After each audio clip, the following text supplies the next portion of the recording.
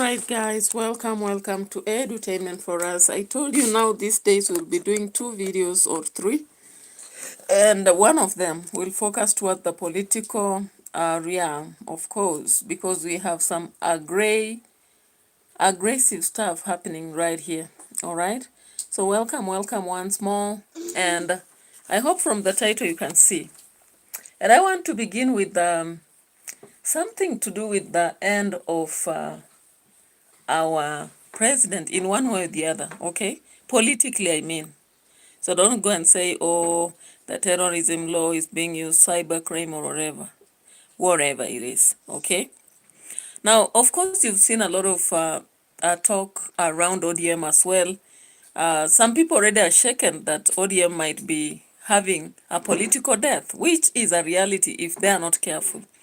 Because already there is a split that is carefully and keenly being weaved, and I don't know whether we can avoid or rather prevent it, but the ODM members would rather be very careful for them to actually submit to a narrative that ODM can survive, all right? Just mere verbal dialogues and mere connotatives are not enough. There is more than that. And of course, I wonder why there is a fight, there is that indoor fight. You know, sometimes if you're fighting with a brother, do not fight from the outside. You fight within the house and let it end. You forgive each other and let the external people don't understand what was happening. But when you expose your war and begin to fight from the market, guys, it is about to go down, okay? And it's very dangerous for brothers to fight on the market because the external forces will come in, and many people don't like unity. They want that separation. So they'll come in, one will advise you, this is how to deal with your brother. The other one will say, this is how to deal with him. And at the end of the day, things will never be the same again. So if you want things to be the same again, fight from indoors. Okay? If we have gates, close the gates so that no one is observing. And again, make sure that if you have, maybe you are sisters and there are externals within the house, just smile around until they are gone, then fight when they are away, so that no one will be the witness or rather come to invade your house. So why am I talking about all this? It is because of what I'm seeing in ODM. ODM members should be wiser than how they are behaving currently, because they, of course, the war started earlier, and that was that was because of the broad-based government, right? So some people felt like some are running by the ideologies of the party. Now what is this? While others felt like ni baridi, sitaki baridi. If it's possible. M7 made games 765. You never speak English. What do you mean? What am I speaking? Am I speaking French? All right. Relax, okay? Relax. If I'm speaking French, then I do not know. Maybe I'm speaking to the people who listen to English, okay? 1J3, yes, you are. Thank you. At least there is somebody who understands I'm speaking English, but M7 Mad Games said I'm not speaking English, so thank you. You know, this is why we have different ideologies. Welcome to the house, and drop your comment as long as it will be respectful, okay? So M7 made the games 765, welcome. 1J3, welcome here, big up to you. If you are new, you know the tingle. Please subscribe to the channel as we continue. Now, what am I saying? I want to bring to you, I may not actually understand how you interpret how this individual here speaking will mean to you. You know, most of the things we listen to or watch, sometimes they become subjective. But when I'm here to actually drop comments and do an analysis through what other people say every day and do my interpretation. So thank you so much, and welcome to the edutainment for us. This is Prissy for you, and I'm ready to do an analysis for the day. I've really watched a lot of videos, from different stations and different channels, bloggers and all that. So welcome to the house, and let's feel at home, okay? That's what I would say. Feel at home. Though you may be far from home, but feel at home. Thank you for the likes. I can see a like there. Drop your like also. Very important for me. Okay, so let's look at Gloria Oroba. Okay. I am beginning with Gloria Oroba here. Yep. So let's go for it.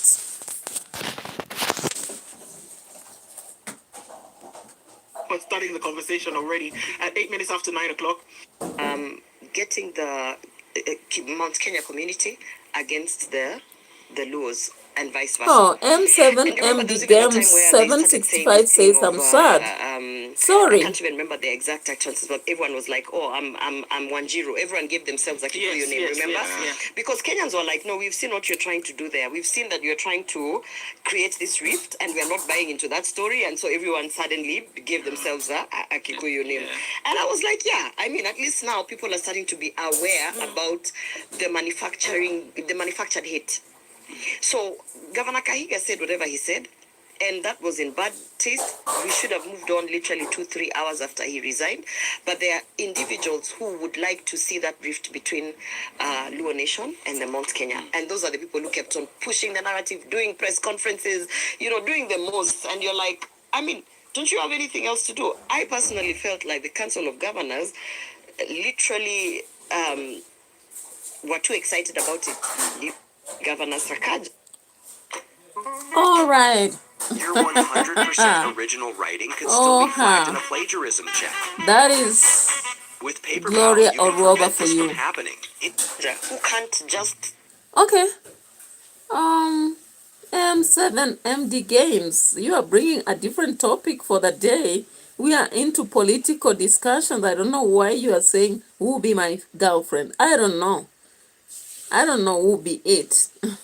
So anyway, you're gonna get one maybe out there, because here we are dealing with a political analyst already married, so not actually free for any girlfriending. Okay. Yeah, so let's go on with what Gloria Oroba said here. And if you check out what Gloria Oroba says, it's clear that ODM is actually on the verge of death if they're not careful. If they're not careful, I say it once more. All right. So M7 MD Games has again dropped an OM. Okay.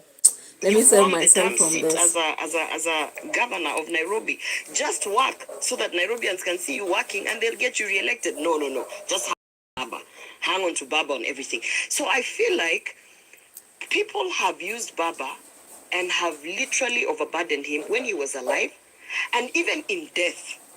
They are hanging on to him like you will not believe it. I mean, I'm sorry to say, but these people, if given a chance, they would even take his body to do politics with it. That's the kind of horrible, some of the leadership we have in this country, that they don't know what else to do. They are so used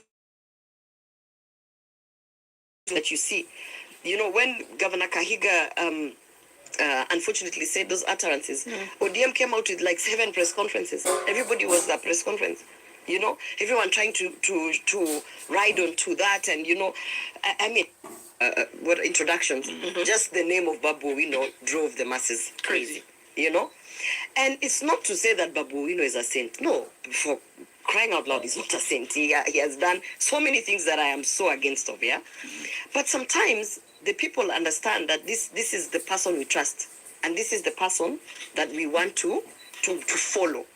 And I really do hope that Babu breaks away from all that circus that has become ODM now, and just forms his party, because the people will follow him.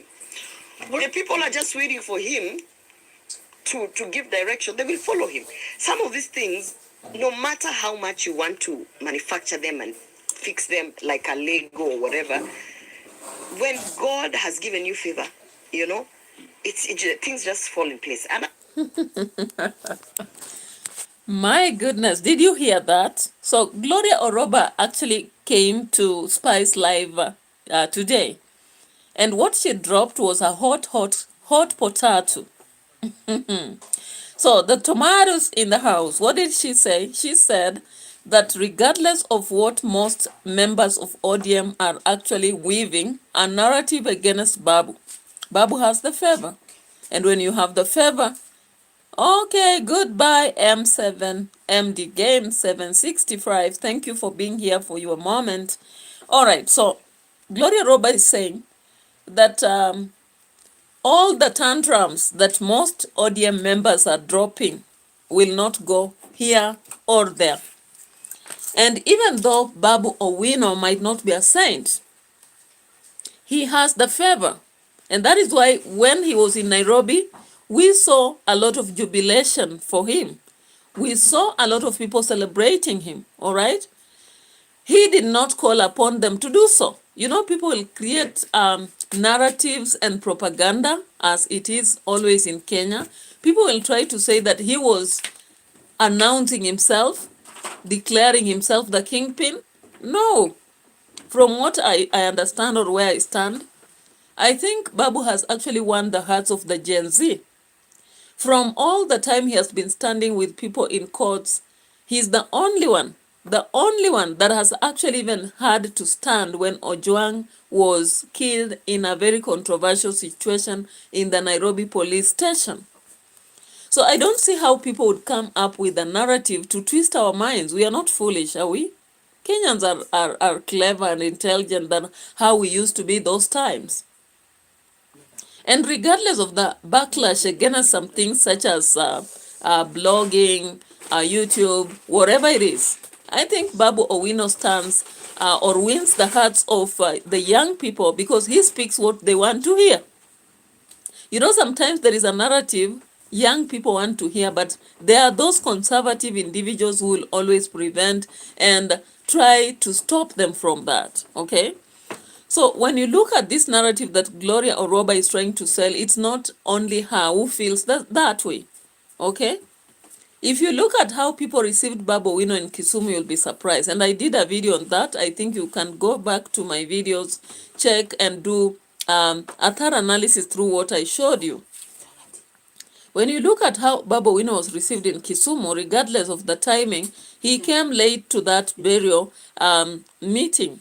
Actually, after the planes had already almost assembled, and it was an order that by 7 people should be settled, but he came later.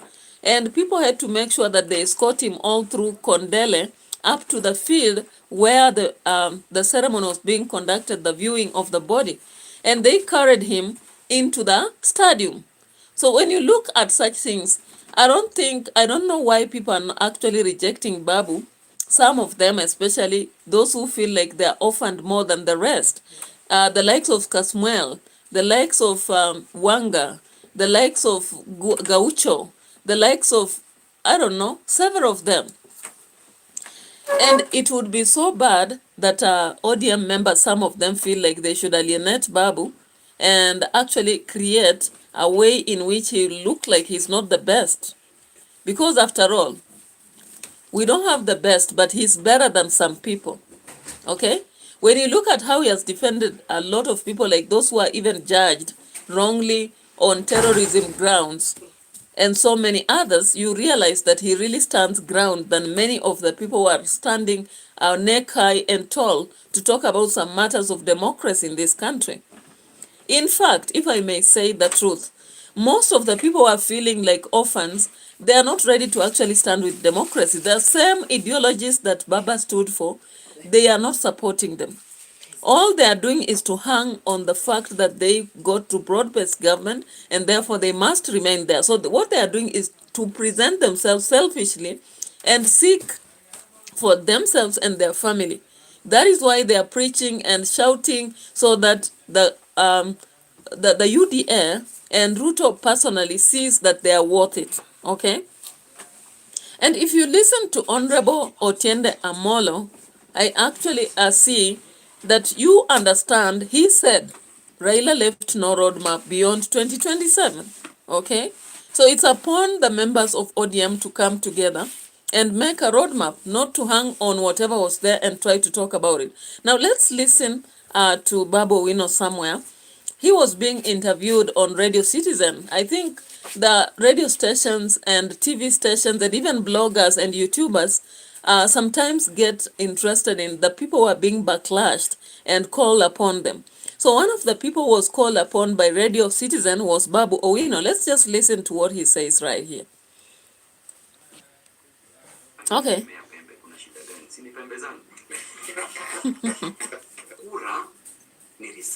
Okay, so let's listen to this. Lakini kabla ya hiyo kuna wanachama wetu wengine walikuwa wananitwanga wakisema Babu ndio support serikali. Si hata baba mwenyewe alitoka akasema support serikali.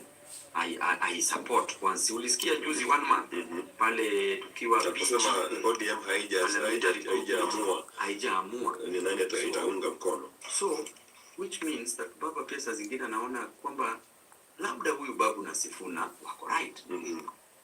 So mimi naheshimu baba, sitawahi piga baba. Baba ni kama mzazi wangu, na mheshimu kwa sababu ya njia mbili. Ya kwanza, baba kwa umri wake ni kama babangu. Lazima kwa kimila yetu lazima tuheshimu wale ambao pia wamepoteza mtu.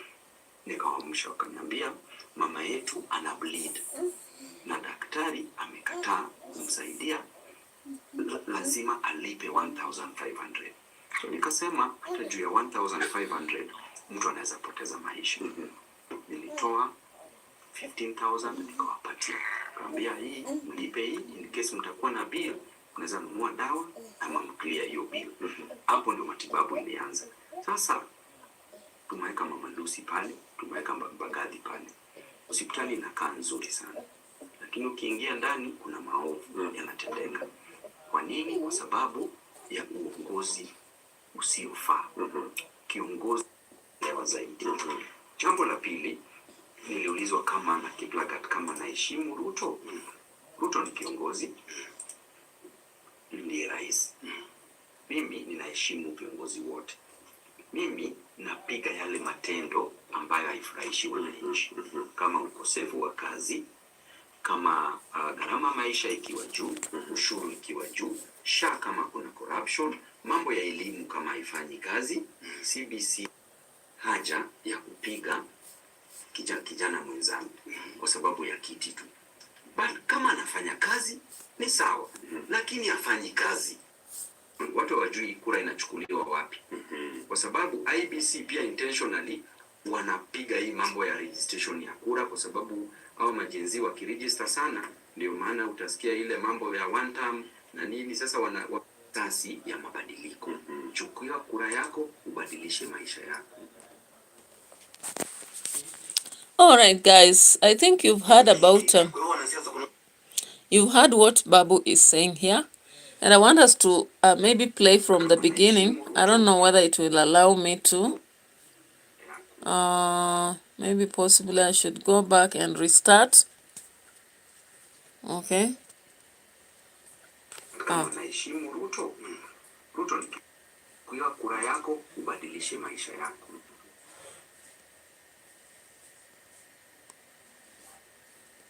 Tasi ya mabadiliko.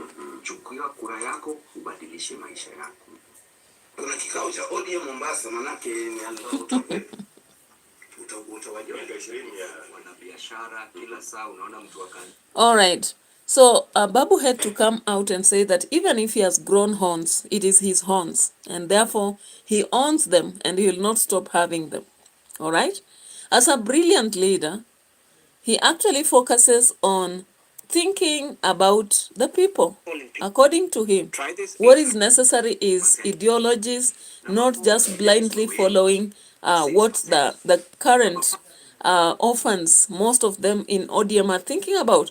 And this is one of the platforms where you actually see this division or the death of ODM.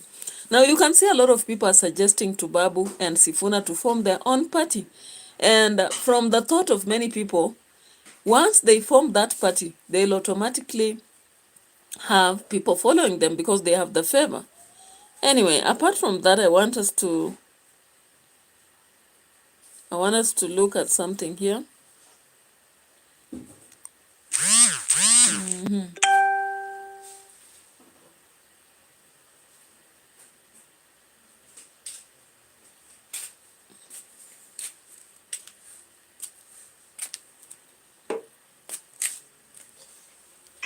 And that is what you're seeing, all differences trying to replace Baba. It can never happen.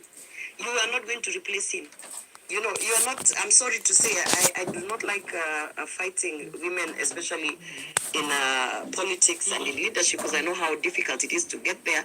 But we also have to call each other out. But I'm sorry to say, Gladys Wanga, that's not how you're going to convince the masses that you are defeating to take over that party. I think in one way or another, Kenyans also, Kalamu yako ya green you know, ilikuwa Kenyans are not karibu stupid. hapa. I can see. Yeah? Like you see how they made sure that Babu Wino doesn't speak anywhere. But somehow, even when they were doing those what introductions, just the name of Babu Wino drove the masses crazy, you know? And it's not to say that Babu Wino is a saint. No, for crying out loud, he's not a saint. He has done so many things that I held the hand and guys were like, no, I'm sorry, Baba, we love you, but this one, we are not going to give you. But I think what is happening is, of course, Baba had so much influence. And even when he Who has would speak opened to the the door and masses, left? he Ama would convince uliambiwa you that, ufanye hivyo? listen, you might think this one is the leader, Oh. but I'm telling you, I've seen through ABCD that this one is the leader. These people, they hang on to Baba, they overburdened him with their lazy... All right, so from what Gloria Oroba was sharing, from her point of view, Babu Wino and Sifuna actually stand out against Wanga Gladys, and that is very clear. Now, when you look around Wanga Gladys, there are people who are hanging around him, around her. Why did I say him? And these include people like Mbadi. We have seen Orengo somehow not very sure of where to be. We've seen, like yesterday, you saw the governors who stood to talk about Gashagwa, when Kahiga is the one who had spoken, and I was like, why? You know, sometimes you just ignore things and they'll not look like they are so big. But when you really follow some things, petty stuff, they bring very huge discussions. Anyway, let's see how the rejection of Wanga, actually. Do you know that finally 27 Luo MPs and 4 governors and senators have opted to go for Oburu Odinga instead of going for Wanga? Why?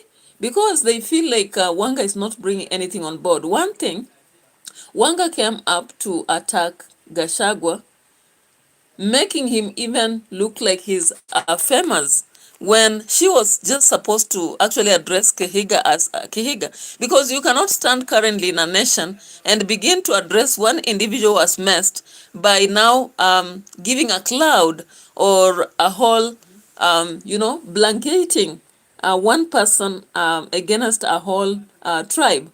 When I look at the family of Raila Odinga, actually, Raila Odinga the Junior has married a Kikuyu lady. When you look at James Orengo himself has a Kikuyu wife, all right? So when I look at that, then, and a lot of Luos, actually, when I was teaching in Mombasa, Hamisi boys, I saw most of the Luo men have married Kikuyu women. And therefore, I don't see how you can divide. We don't want those politics where you'll take us back to tribal parts and even declare that we have drawn a line. What line is this?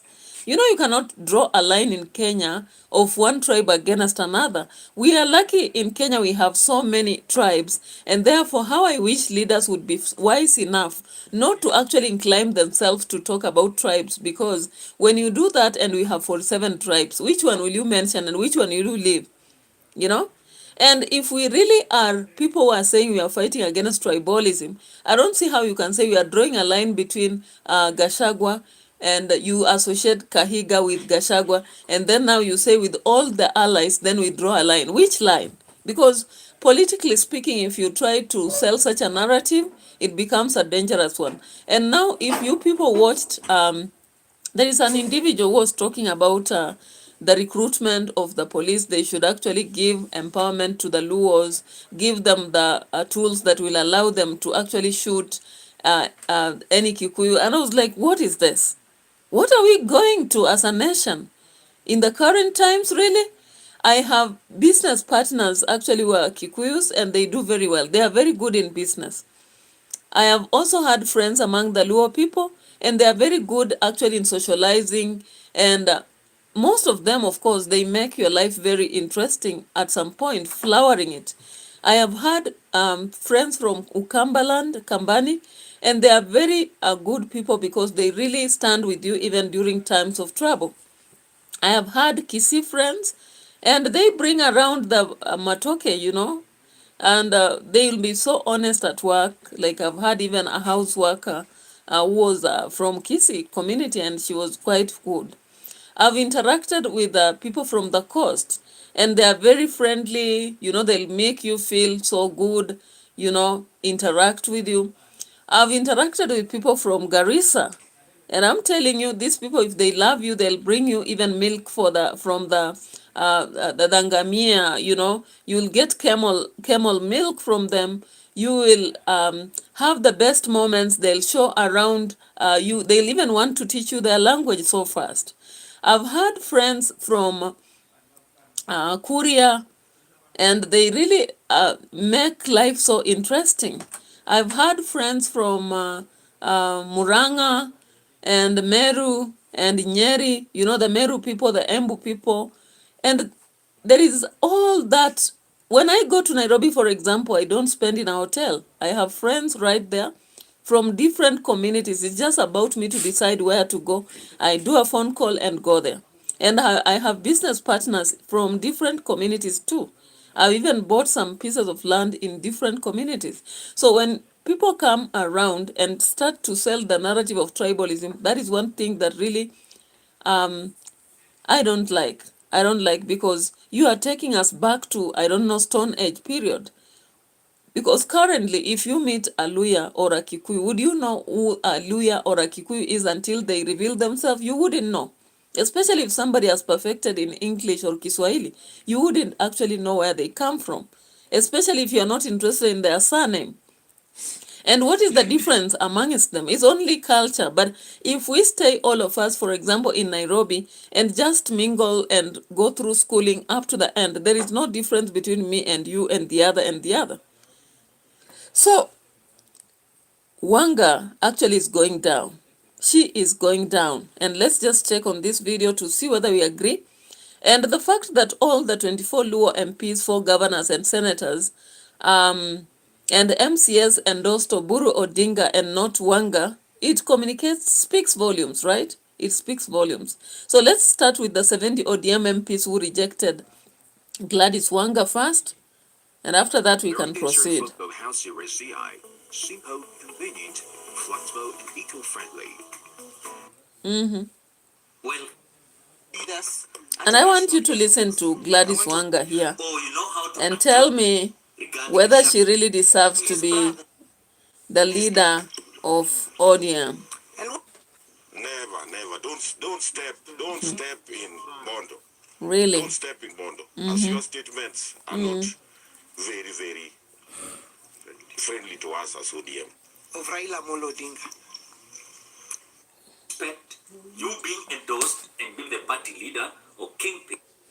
Pay homage to the home of Raila Amolo Odinga. We urge Gachagua, never. Don't step in Bondo.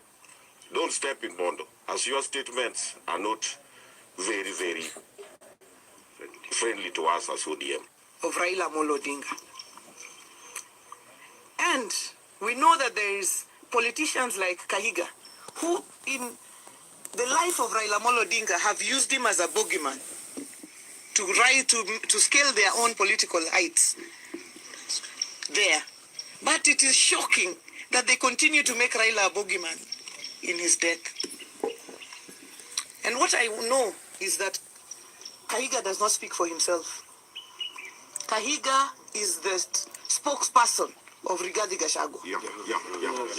Rigathi Gachagua mocked Raila's illness and asked whether he was a virus and whether Kalonzo was a bacteria.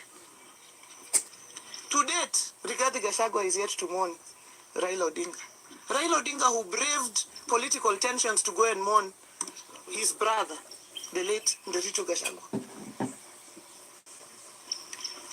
And therefore, we note now that anyone who associates with Gachagua and his ilk, like Kahiga, cannot be our friend. The line is drawn. Any person who associates with Gachagua, Kahiga, they cannot be our friends. Whether they are in our party. Now, let me ask a question, guys, for those who will be watching or are watching. When Wanga said this, did she know that so many people are currently associating with Gachagua? Talk of Natembea, talk of Fred Matiang'i to some point, talk of Maraga to some point, he will, or Mutata Okia, talk of Eugene, talk of people like who? We've seen Kalonzo Musyoka, Martha Karua, and all those among so many other people, even in Nyanza.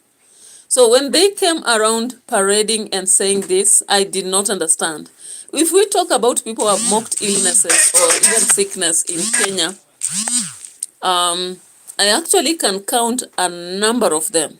People who have mocked sickness or even wished death for people, for other people. Now, somebody said that Wanga is the best version of Kahiga, the female best version of Kahiga. I don't just remember who. Okay? So when you look at that, then you wonder, does she know that?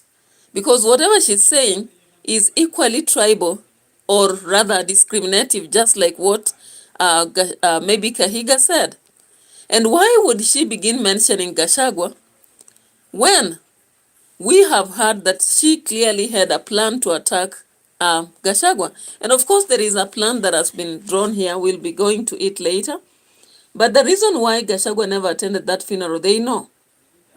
And even if somebody attended a funeral of my brother, would you come out to point that if I don't go for the funeral of that person, then I've made a mistake? I don't know. Maybe you may have to correct me. What is wrong again in Africa? You can mourn somebody during burial or you mourn them after burial, which is okay. Even in our own families, we do have such experiences. So I don't see any problem in that. Gachagua has his own mistakes.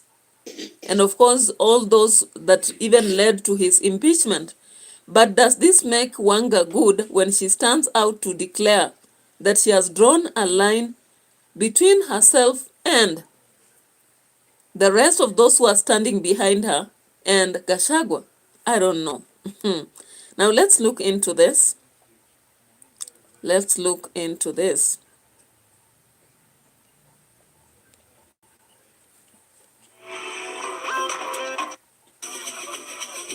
Sharti, lakini kwa kifo Raila Jaluo na kushangilia sana. The first thing Wanga did was to call a meeting to discuss, confirm that the news is true. Is everything. So, one thing that I don't understand about Wanga, actually Gladys Wanga, even during the death of Raila Odinga, and also when you look at the death of Ojwang and many other situations, you realize that she has a weakness. For example, when Ojwang was killed in this controversial moment, do you know what Gladys Wanga did? She actually had to ensure that she carries the money that the president had contributed and went to the father to Ojwang and told him he should appreciate that the president has handled Ojwang just like his own son. And many people ask themselves questions. Would the president allow somebody to go pick Charlene or even the son and George, just like they did to Ojwang, and then kill him? Then there is money contributed. So many people asked a lot of questions. So listen to what Malala came up saying, because Malala feels that there is a problem in ODM and Wanga, Gladys Wanga is the problem. Now, when you look even at Raila Odinga Jr., Raila Odinga Jr. rejected what Gladys Wanga said. And that is the end of Gladys Wanga. For as a political analyst, what I think, when you say something and the family is not for it, either said that they want to mourn in peace, and anybody is welcomed in their home to mourn with the family. It doesn't matter when, okay? So when Gladys Wanga on the other side comes to say that they don't want to see Gachagua in Bondo, this brings a very different narration, and now so many people have realized that Gladys Wanga is not the best person who was being suggested to be the vice president of Kenya. Now let's listen to Malala. Gladys Wanga, hao wajaluo ambao unatetea wanauliza maswali mingi sana. Kwa nini wewe Gladys Wanga, wakati ulisikia Raila amekufa na ameaga dunia kule India, hata kabla mwili wa Raila ufike Kenya, hata kabla wewe uende uone mwili wa Raila, uhakikishe kweli Raila amekufa, ulikuwa umeita mkutano, umeshamreplace kama kiongozi wa ODM. Wale wajaluo wanakushangaa wewe Gladys Wanga. Kwa nini wakati... Oh my God. This part refused to charge completely. Oh, but it's... What is happening? Oh, that's a message.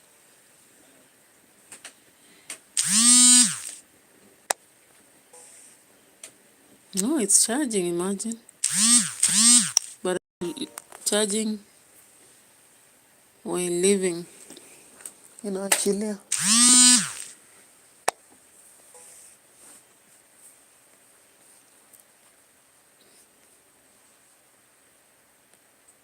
Wewe unataka kudhulumu wale viongozi wa Raila, viongozi wa vijana kama wakina Sifuna ambao wamekuwa kishikilia chama, wakina Babu Owino. Wewe sasa hivi umepewa masharti na mkubwa wako wa UDA amekupea masharti ufukuze hao vijana wote kwa chama, uharibu chama ya Raila. Unajua kwa... Okay. Let's check on this somewhere else.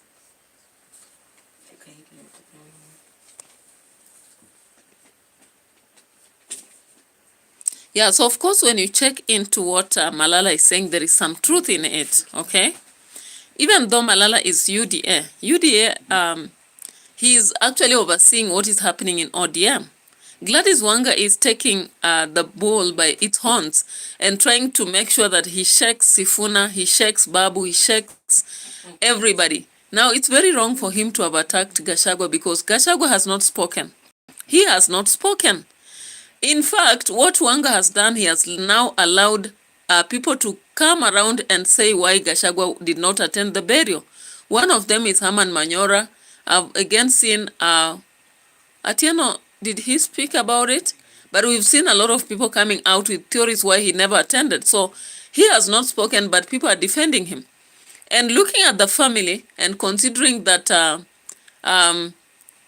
son of Odinga himself, who took over the mantle of the family, said that he's ready to have anybody come and hang around and actually mourn with them. And I think this is one of the places where he said something. And remember, some of the ODM fellas are also attacking Uhuru Kenyatta. I don't say that Uhuru Kenyatta is the best president, actually, because we saw the suffering that we encountered. But when they begin now attacking him, and saying that he has not retired. And I think Farouk did it. Farouk did that. And I'll be just coming to it later. So let's watch this.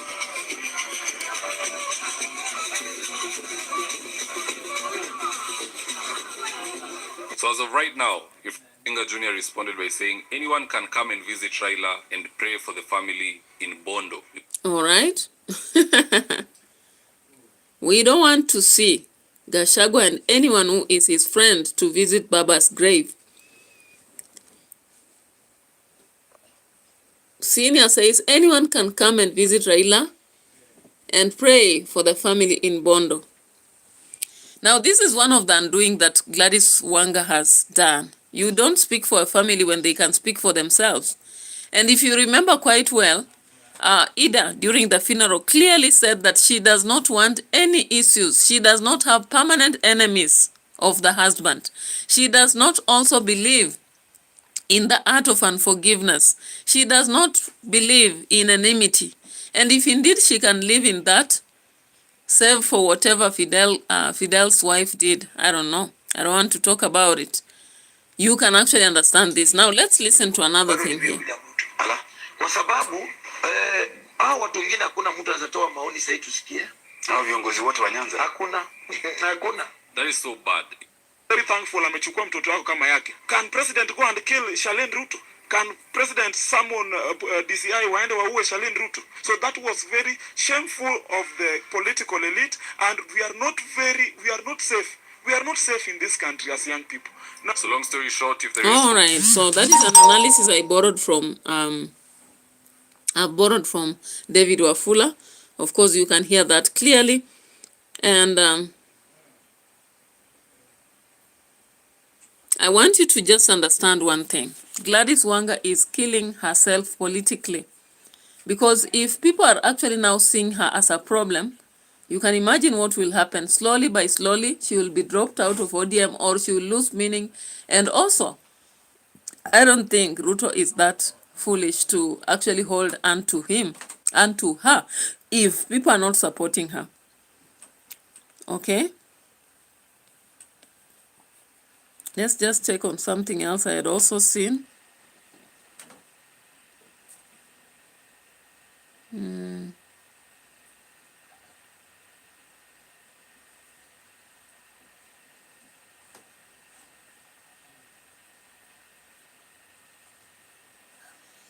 Let's listen to this. Actually, this is what I was looking for. I was looking for this. The very funny stories that are coming out of ODM, actually, not ODM per se, but from some individuals who are funny from Luo end. Let's just listen to this guy here. And I wonder, these are the people who are supposed to be judged by that cybercrime law. But I don't know. This guy must be very peaceful somewhere, just enjoying life. But if it was attacking maybe the government, it would have been otherwise. Let's listen to this. This is insightful. Radicalization, if I may say. Fanya recruitment ya army na police and what have you. Make sure umepatia Wajaluo kazi. Kwa sababu hawa Kikundi watakuja kuandamana hapa 2027. Watakuja kuandamana. Make sure umepatia Jaluo tear gas. Make sure umepatia Jaluo uniform. Make sure umepatia Jaluo kipaumbele pale. Yeye ndiye abebe bunduki. Ado wa nyumba akijaribu kuandamana hivi, ile uchungu tuko nayo, we will release on them. I know what I'm saying haizi kuwa sensible sahi. Maybe mnaweza sema kwamba naongea kwa hasira. Sio hasira. Raymond Omolo, make sure, William Samoei Ruto, make sure ya kwamba umepatia Wajaluo hiyo kazi ya polisi, kazi ya GSU. Atafanya nini ili arudi kwa kitu 27? Ruto nunua fimbo ya jembe. Lori sita. Na mawe zile ile inajaza mkono. Lori kama 15. Uende ugawe Nyanza lori mbili tuletea hapa Jakaranda. Kitu tunajua hii Kenya, watu wenye wataki Ruto, tunajua mahali wanatoka. Tunajua mahali wanatoka. Mimi ile siku ya kura, Ruto atuchukue tu hapa lori mbili, mawe na rungu lori mbili. Atupeleke Dhurai 45. Sasa kama utakuwa umetoka ile side, hata kama wewe ni mtu wetu na umetoka ile side, kwanza upokee mawe na rungu. Ndio tukuulize unaongea lugha gani. Hata mkiwili Ruto atatangazwa na sisi tunangoja nyinyi hapa Thika Road.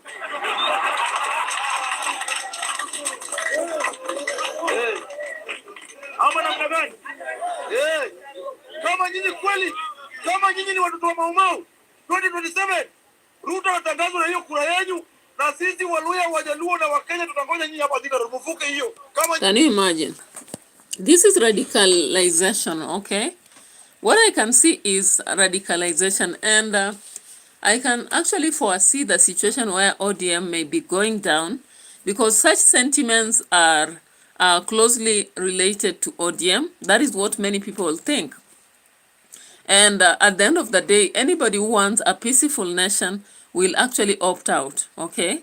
Will actually opt out of these shenanigans. Yeah. Yeah. And now the attacks on Babu have actually increased so much because of what people feel. They feel that maybe Babu is trying to take over the party. Sifuna is trying to take over the party and all that. Now let's get to Farouk. Guys, did you know that Farouk is a liar? I knew him as a dictator and somebody who is very much protective of Ruto's leadership because of the gains. But I didn't know the part of being a liar until when he was in Malava yesterday. So let's look at this, guys.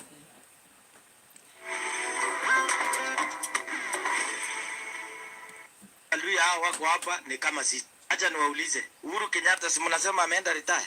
Kweli mkipima ameenda retire? Anatafuta nini? Acha tuhesabu. Mimi kwa sababu nimekuja hapa na mnisikize vizuri na msichukulie msaa. Uhuru Kenyatta anafaa kwenda, kwanza yeye ni tajiri by nature. Kabla hujaamka alizaliwa kwa mattress, ako vizuri. Sisi wengine tulizaliwa tu kwa ngozi na tuna survive mpaka leo. Hata hao Bukuu Waluya hao wako hapa ni kama sisi. Yule mkabila alifukuzwa na ukabila yake na vile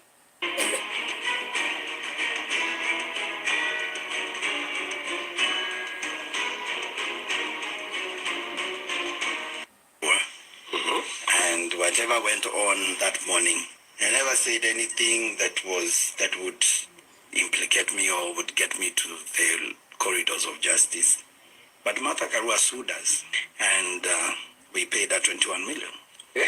I never said anything against her. I never uttered anything that would be, injurious to her. But of course, my co-host was very, very upset. And she went on and on and on. And I was like, Caroline. Umeacha kuchukua simu zetu. Now this is what Kenyans had to say in response. Omosh, ingia mjengo kama wanaume wengine. Hapana lilia watu online. Ingia mjengo. Mlikuwa mmezoea mbaya. Mna blackmail wabunge kwa mzee. Wabunge wanawatumia pesa. Sasa hii hakuna mahali mnaenda kwa blackmail. Ingia mjengo. Now, borrowing from David Wafula, actually, you realize that most of these people are really shouting about the government giving them weapons, stones, and all those. There are people who have actually been eating on the back of Baba. Just as you've heard Oruoba saying. Sometimes I really follow what Oruoba says. That there are people who have overburdened Baba even in death. And they are even saying that he as a spirit will fight. I heard that from Herman Manyora and I was like, really?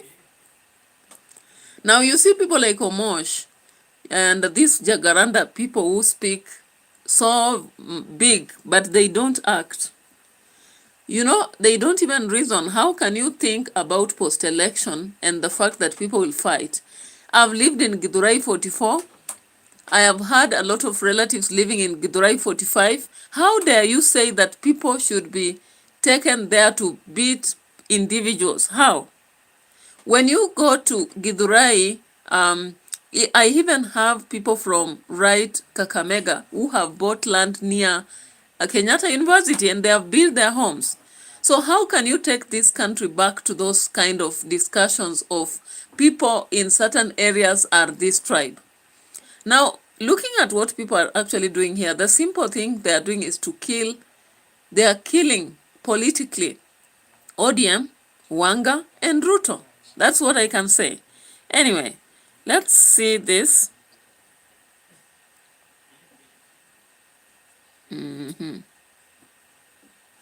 Let's see this here.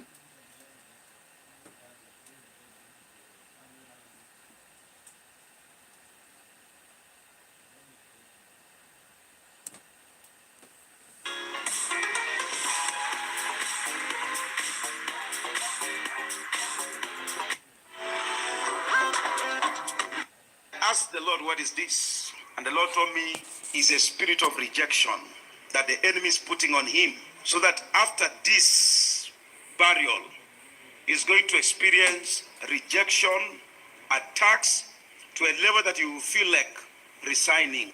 So this one calls for wisdom. If he's able to get this message, it is high time. After burial, you need to take 3 days of prayer and fasting.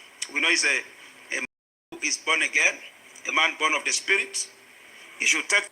All right, so that is one of the predictions. Matters spiritual, sometimes we don't understand them, but we have to listen to them. And in fact, it's not only just him who has spoken. I've seen another video. I don't know whether I'll get it right now. As I told you, I watched a lot of videos today. And the guy was saying that there is a cloud that is actually hovering in the nation that may erupt sooner or later. Now, Ndura Wariunge also predicted something, if you listen to him. I don't just see whether it's... I think it's this. Now that we don't have a handbrake maker, now it is very unfortunate for them, because what will happen from the barrio, what you saw at the barrio, you saw Wanga, Junet, Undai, and Joho, and the rest. The rest were on the side of the government, because these are the people who eat in the government. They are government eaters. And some of them have records that are wanting. And they know if they don't stand with RUTO, their records might be exposed. Recently, you had the saga of the airport. The same airport, we had another saga that is international. People like Bandi, what he's eating now in the ministry, if he goes out there, he cannot get it. People like Junet is the leader of the minority in parliament. So without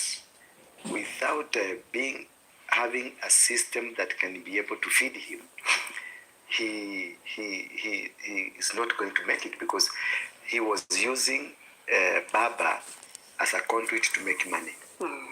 For you to go to Baba, for you to make a deal with Baba, he will take you to Baba, but you give him a cut. So Baba was a conduit. Baba was a shop. Baba was a hotel.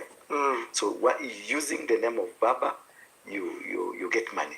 So Junet and the company, they were extorting. They are Extorting individuals. To continue praying for Murkomen, to continue praying for this guy Sudi, continue praying for Farouk, continue praying for these people that have been messing. See now, like what happened at the airport is a mess. What happened in Kisumu is a mess. What is happened in Kasarani is a total mess. Even the way to handle the rumor of the death or the sickness of his friend was also a mess. He was unable to communicate. He was unable to release the information, though it is a family thing, but this is a person that was a person of interest in his government. What I can tell you now, as we are talking, the prayer is that this antagonistic kind of people in the government have to be tamed. Wasimesi na yeye. Watu wanasema wasimshikishe handball. Yes, maana any handball from today, including here media, and I wish somebody can send somebody aende kotini isimamishwe, because this is a sure bet. It will take him home. This is a sure bet. The cyber security. It is a sure bet. It will take him home. Not unless alipe umukio mutata. Aende kotini. Kotini is suspend. Buy his time. He did it on the wrong time. People now think you used the death of Baba to do this thing. The president. So by the time now, this is the time, 1 year to election, he will to create space for the new spirit. This is a little bit deeper. For this new spirit to come, we had people that stood on Sunday when he was being battered, were raising an altar to make sure this spirit, the bad spirit in this man, was never shifted to anybody. The reason you see Uhuru went back to the grave, because Uhuru and the family, they are very spiritual people, but people don't know. They are very spiritual people, deep into the things of the spirit. When they realized there was no shift as they would have wanted, he went back to the grave to check why the shift was not there. The shift was cancelled by people called by God to cancel any evil, because already the spirit that was ushered in at Uhuru Park by Kalonzo and the company is working already. Are you getting me? It's working already. So there will be no two spirits There will be no two spirits working this country. Therefore, what happened, the spirit of Raila that has been working in RUTO has gone. The spirit of Raila that has been working in Uhuru has gone. So what is happening is that a new dispensation, new spiritual dispensation, because it was launched. The next thing we're going to see, there will be spiritual transactions happening in Kenya. New people rising up, old people also going down. And that's why I was mentioning earlier on about the Nusumuringo. Even in South Africa, something will happen like that one. That's in Uganda, that is Tanzania. We might not talk to Raila who was there. that we did this. All right, guys. So you heard Andura Wariunge. Of course, he does give a lot of prophecy that people ignore. But with time, if you have been keenly following, you know what I know. Okay? So he has given a lot of prophecies that have actually worked out. And I don't know what you think about this. Okay? Yeah. And you realize that even during the funeral, Uhuru did not want to really associate a lot with RUTO, regardless of having shared that he talked to him and the plans that Kenya has, he knows. Okay? Yeah. So Ndura is actually sharing that there is a new wave, and that might be leading to a political end of RUTO, though he's trying to battle his way up. Yeah, he's trying to battle his way up in whichever way it is. But the truth is that when you look at the ODM orphaned individuals who are making a lot of noise, they just feel like they have to create space to be heard. But when I listened yesterday to Otiende Amolo and actually heard what the revelation about the from Ichungwa, there is Kimani Ichungwa and there is who? Kimani Ichungwa said something about the laws, as well as Kidungur is known as who? I'm trying to get the name, my goodness. Yeah, so they revealed something. Let me just check on that video before I forget it. Yeah, let me try to check for that video. There is something about Kimani Ichungwa actually saying something about RUTO. Kiunjuri, yeah. So I want us to get to what Kiunjuri said and what Kimani Ichungwa said. And I want you to understand that they are trying to give top secrets from government, some things that happened, actually trying to relieve blame from themselves. And let's watch this. I think it starts from here. Annabelle, ushajisaidia? Okay, good night. Ya yale mambo ninayoona yakiendelea Kenya. Bishop, ukikumbuka mwaka uliopita 2024, tulipata matatizo wakati wa protests ya finance bill. Na tulijaribu sana kusema ukweli vile ulivyokuwa. Mpaka tukarekebisha ile bill, tukatoa yale mambo ambayo Wakenya walisema wakati wa public participation hawataki. Wakati tulisema hayo na tukayaondoa, kuondoa kitu imeandikwa kwa bile yote ya bunge, unafanya amendment. Tukaambiwa don't amend, reject. Yale mazuri yalikuwa kwa ile bill, wakati rais hakuitia sahihi, yote yakapotea, na ndio sababu mmeona tumechelewa kwa utendakazi wa hizo barabara mzee. Kaparo anaongea ya Dordol, hiyo ingine ya Rumuruti na barabara zingine nyingi ambazo zilikuwa zimekwama. Sababu tulipoteza bill ambayo wakati ule ingeweza kutusaidia kuokota ushuru ya kutosha kuendesha maendeleo yetu. Na baadaye wakati tulirekebisha, tukaikatakata ile bill ikakuwa bills 4, tukapitisha. Ndio maana leo hii umesikia Mheshimiwa Kionjori akisema Tuesday barabara zitakuwa kwa gazeti, advertised, for construction. Again, can you imagine? Can you imagine? So what is Kimani Ichung'wah trying to tell us? That regardless of rejecting the bill of 2024, it was still passed indirectly. Huku ni kuchezea Wakenya, na Wakenya wanasema watu si wajinga. But kumbe sisi ni wajinga, because if this was actually put in 4 sections and then people had to accept, and then the laws also, look at what Kiunjuri says here. This is actually a real betrayal and a clear indication of the weakness of the president, and it might just take him down the drain. If Kenyans listen at this anyway. If only they listen. So this is what Kiunjuri said.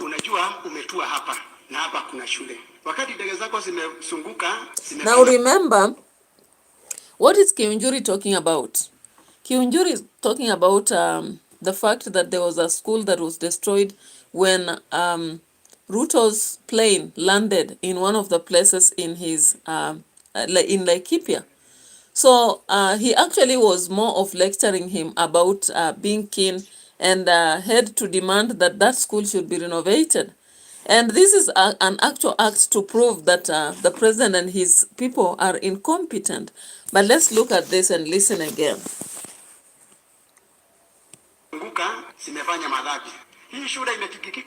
Now the roof must be repaired. Now the floor must be repaired. Mimi nilikuwa najaribu kuweka floor, lakini ndege zako kubwa, your excellency, please guide your pilot. Wakiona shule kama ya huku mashinani, watu ya town wapitie bali kidogo. Lakini fulfill your promises, na tutasaidiana fulfill promises. Kama hapa watu nilikuja kuwasalimia kaniambia, lakini wewe uko na promises nyingi sana. Kichuri promises, nikajua unajua hii promise ni yangu na president. So tutalipa na wewe. Hata wewe Listen to that, guys.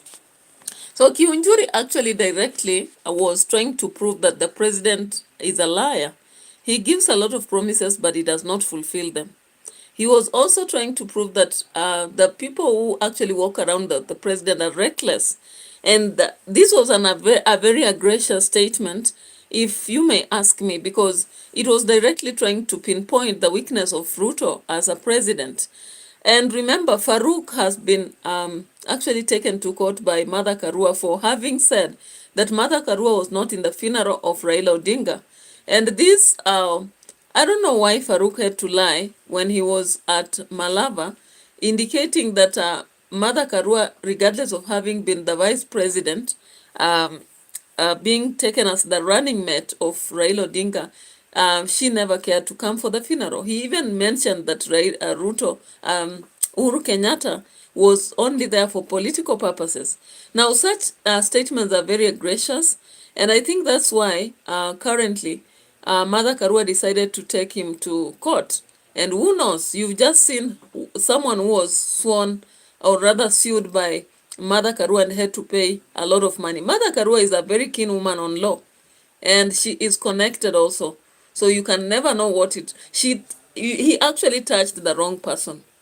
They say rattle the snake and find what will happen. Now, let's see also why Ruto is finished here. By looking at the statements by Wiper. When you look at Wiper, Wiper is part of ODM, right? ODM is not a party without Wiper. Wiper also has a lot of seats. And let's just listen to this. In Machakos, anger erupted. Wiper leaders didn't just speak, they roared.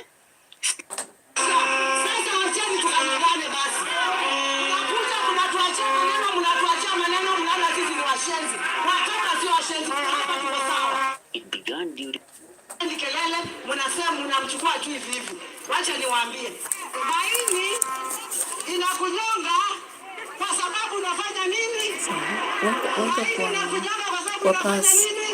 complaining in Wiper, Ruto's government has interpreted as mocking the Akamba people, aligning with the opposition to his critic phrase, and was misled by his ideas.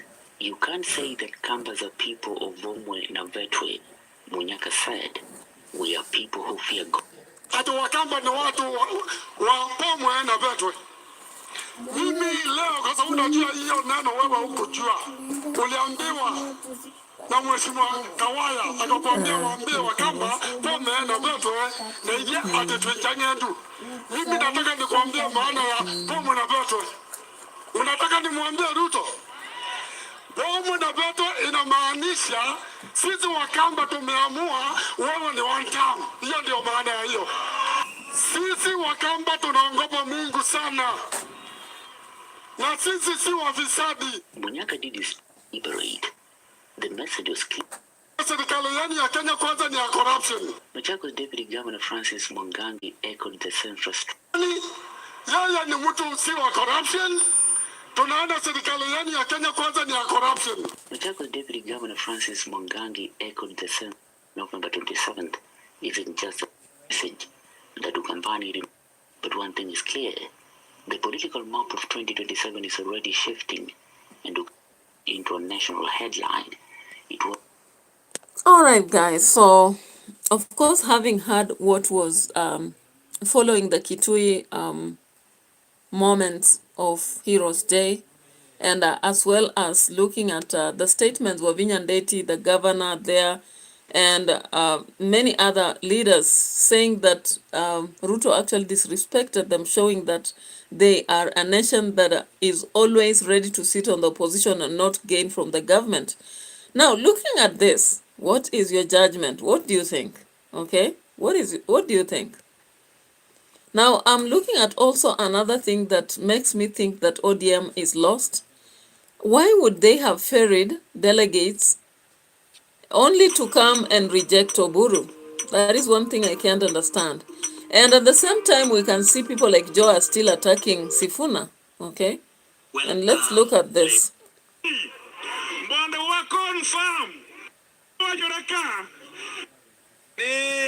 Party marwa opar historia marwa kod kamara ila ogolowa momi ODM obedo a national party nyakorangi momi Ujo wajni koro Kisumu mawajore ka ka koro ni wuoyo ka okiwinjo kaka party leader ujo wajni iluongo ni power abhors vacuum. Ok dwar vacuum. Okuwinjo ka jok moko be ng'ithni kamoro. A leadership of him. Engel Juogi. Engel Juogi. Engel Juogi manyolor kala kwa. That was Ruth Odinga for you. Okay.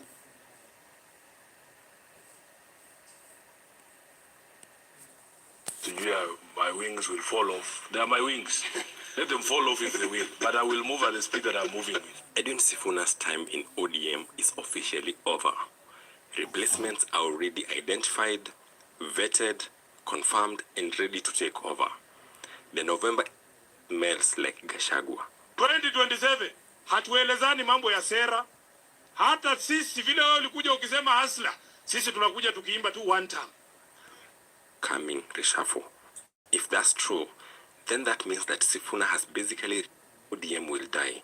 Sifuna was not Raila's weakness. But then Mr. Sifuna saa ingine hapana kwa chungu sana.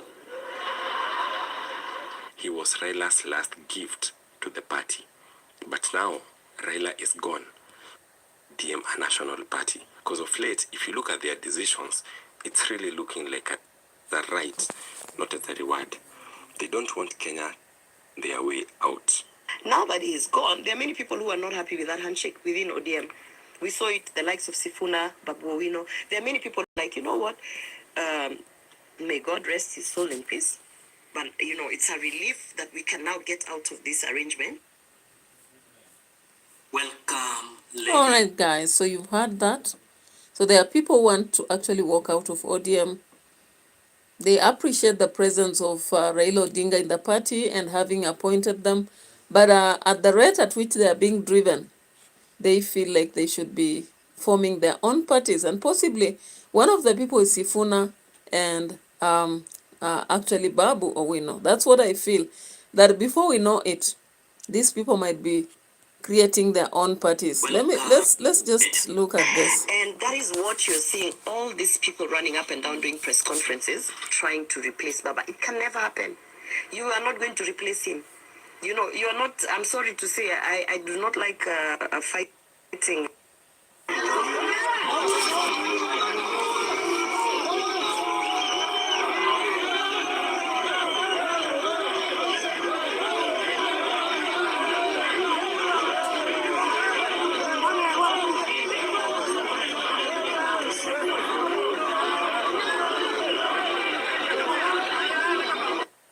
As we speak, Uhuru Odinga is going to be All right, guys, that is it. So you realize that Babu Owino has the mass, has the favor. So regardless of what Gladys Wanga will say or the rest of them who are from this place, I don't just see how they will survive against him. They may not. So even Joe, of course, came out attacking Sifuna and all that. But if ODM and UD are going to work as one, I can see a lot of people from this party walking away. Okay? Yeah. So thank you so much for having watched. I really appreciate those who are here all the time. And we'll be looking forward to more political analysis on this channel, just like the social critical analysis too. Bye bye for now. Peter Wekesa, thank you so much for watching. Good evening to you. So let's turn to social maybe in some minutes, but I must do something on Live Saga TV. Bye bye.